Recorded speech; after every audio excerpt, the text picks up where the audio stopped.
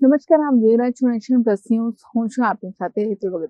વડોદરા શહેરમાં એક તરફ ગરમીનો પારો 41 ડિગ્રીને પાર કરી ગયો છે અને અનેક વિસ્તારોમાં પીવાના પાણી માટે બુમરાણ મચી છે, ત્યારે બીજી તરફ તંત્રની ઘોર બેદરકારીને કારણે મકરપુરા મેઇન રોડ પર છેલ્લા 6 દિવસથી લાખો ગેલન શુદ્ધ પાણીનો વેડફાટ થઈ રહ્યો હોય તેવા દ્રશ્યો સામે આવ્યા છે. વડોદરાના મકરપુરા વિસ્તારમાં જાણે પાણીની નદી વહેતી હોય તેવા દ્રશ્યો સર્જાય છે.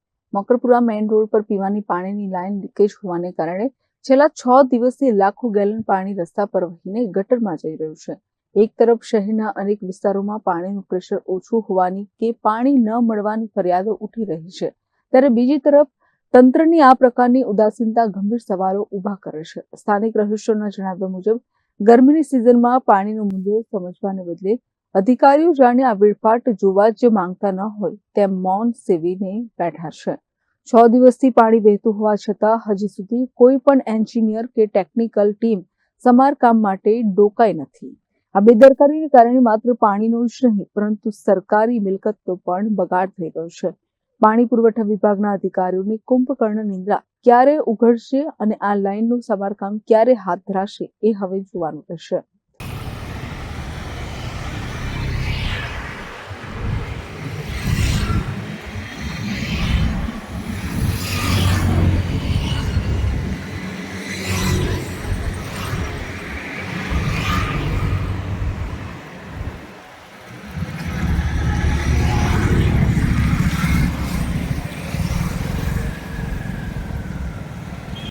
Bureau report, Nation plus news, Vadodara.